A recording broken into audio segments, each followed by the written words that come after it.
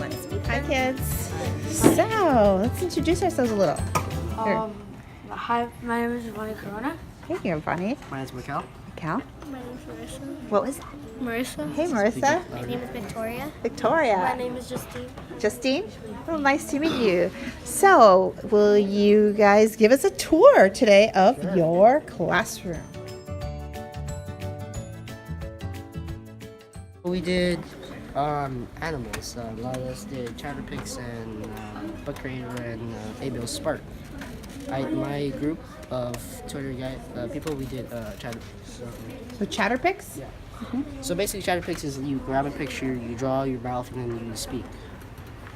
So basically, you're gonna scan. Right? Did it work this time? There we go. This is one of my classmates. One. So. Chatter Pucs. Okay.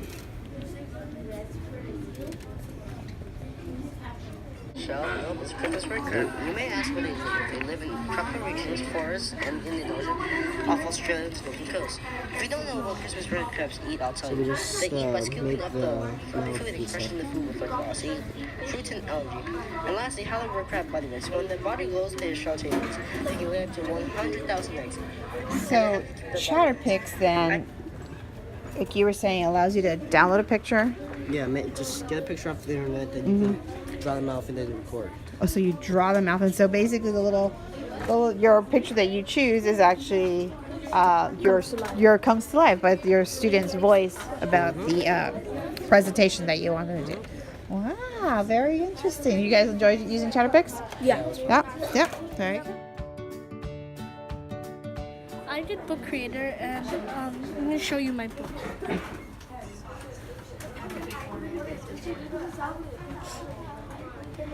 So, This is using Book Creator? yeah.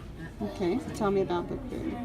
In the app, it's kind of like a book, but it's technology, and you can write, and you can add a picture, and you can flip the pages, and you can send it to Seesaw, to your teacher. Oh, okay. So, this is yours? mhm. Go this way. The Claras. So tell me about how long it took you to create something like this. Took me like 20 minutes. 20 minutes for you to do this. What about your research? Is it a little bit longer? It took like 2 hours. Okay. That's very cool. Who else did, what was this again? Book Creator. Who else did Book Creator? I didn't do Book Creator. I did Adobe Spark. You did Adobe Spark. So you could have chosen either to do Book Creator or Adobe Spark or Chatter Pucs. Okay. All right. So you do a page or.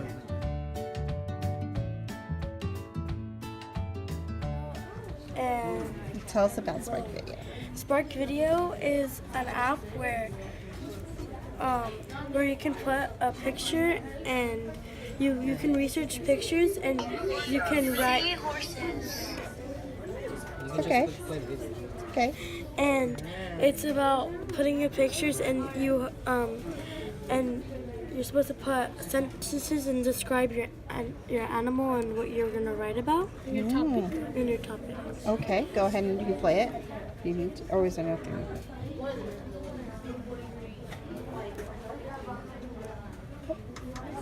Put the volume.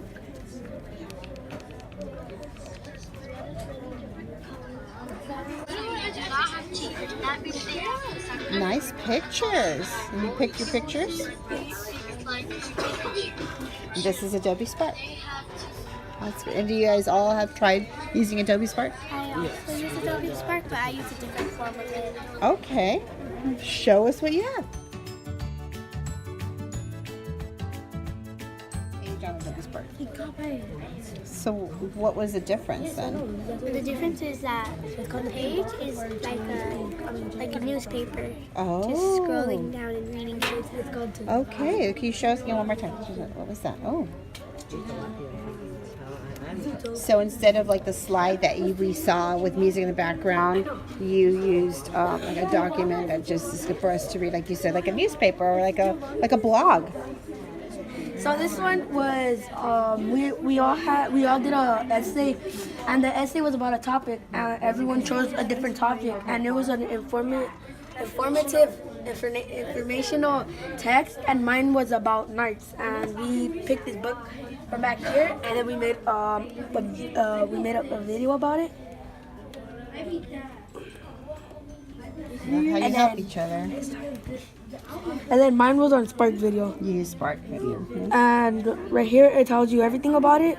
So right here it says knights were soldiers back in 1600 because BC, when they protected kings and queens. Their armor was heavy and made of steel. Nowadays we have soldiers, but they have to be brave to fight in war for the kings and queens. Why don't you guys tell me about the process up there? What is that? First, we do our planning page up here. It's our planning page. I made you our rough draft. And then on this one, it's our do it on the computer.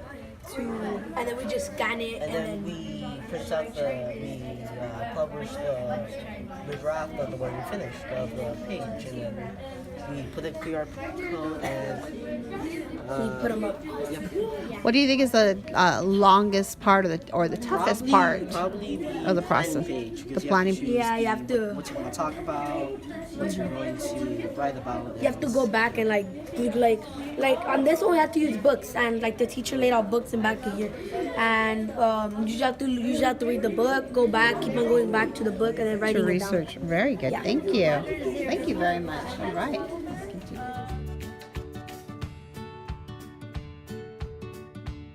Well, me and Patricia, we actually did this on, what did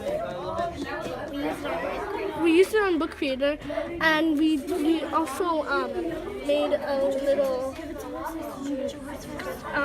arts and crafts out of it with penguins. And the first thing we did was draw out and sketch everything.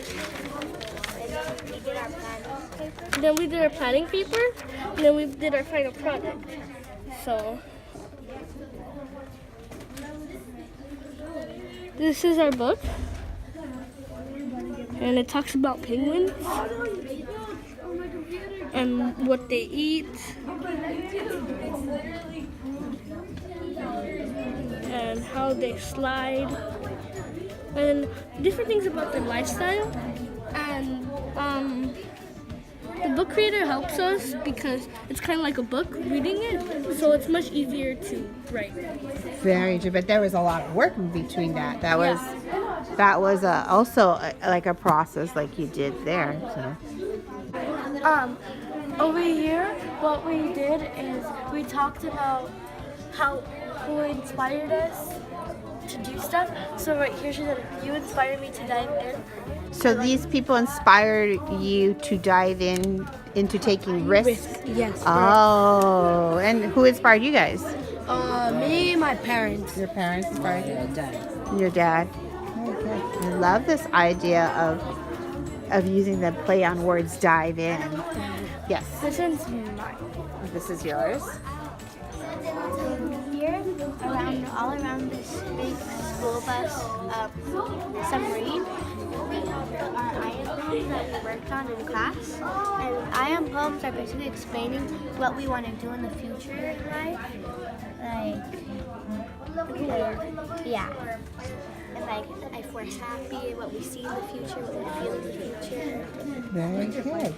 So that's why we are cruising toward our future in the submarine. It's so cute. And these are portraits of ourselves, and we have sunglasses, and the sunglasses inside of them have our future job. Oh, so you're seeing The future. The future. Yeah. So. And then we're in a submarine.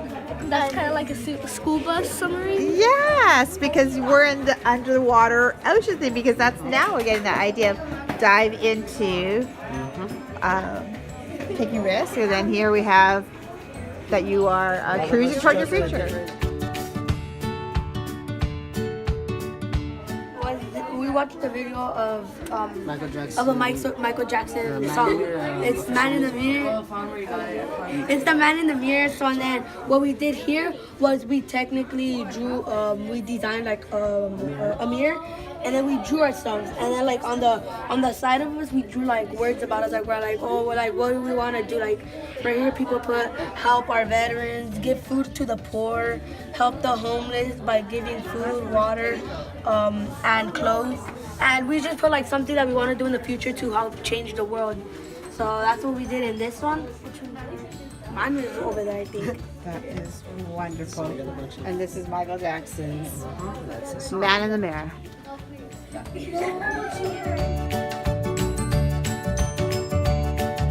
So kids, as I was getting a tour of your classroom, I noticed that you have no real desk and seats like the traditional way. You're going into more of what we call a flexible seating. So who would like to tell me a little bit about that? The reason why we do flexible seating is for like, so every kid can have a chance to where they want to sit. So like for example, if you don't want to sit in a chair like this one, you just could switch to like a couch or like a ball. And then like if so you could be more comfortable in working, like doing your work. So transitioning from a desk and chair to really sofas and bean bags and balls and carpets, I mean, how did you do it? I mean, we're used to being in school where we're sitting in traditional desks. How did you actually, and I mean, how do you do? I mean, how were you able to concentrate and actually do work? I mean, as a teacher who's never done this before, how do you write on a ball? How do you write on a beanbag? Because it's easier because they're comfortable.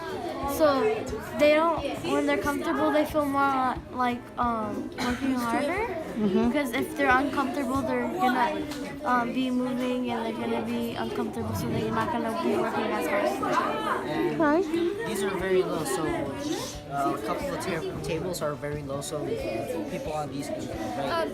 Oh, you pull it. Which we use for the bean bags. What is it that advice would you give to teachers who are going to go through this? What would you tell them? And then what would you tell a student? Oh, I got lots of ideas. I'll go this way. First of all, if you're going to be a teacher with flexible seating, don't be that mean. Strict. Give them like fun materials, like after class give them something fun to do because their brains probably fried for like a 60 problem test. I think you should also start with just one table first, and then see how they do, and then if they do really good, then you could give the whole class flexibility. Another thing is that when they can have flexible seating and move, but when she's teaching, they have to go back to the regular seating. Okay. I mean, eventually you're going to be moving up the grade levels. And I'm wondering how you can bring the idea of flexible sitting to a classroom that has never experienced it. That's going to be a challenge. And you're going to have to like state a claim on that and prove it, you know? What I would do is probably have like what Marissa said, like have like one table with like different chairs, and whoever's comfortable with it, that would determine if it's good or not. Or we could bring a teacher that did flexible seating and explain it and like what it does to help kids concentrate. I think they're already contracting Ms. Prahbatti to go up. And also, what you could do is you could probably have like a save some money, so like you can buy one thing and see if the teacher and they can pick some students to see if they like it, and if they do, they can have the whole class donate some money so they can buy some flexible seating. That is true, because it could get expensive.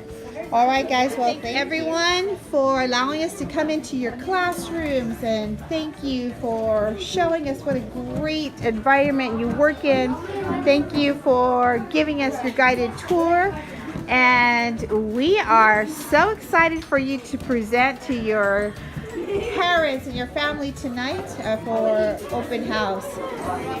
Thanks all, everybody. Adios.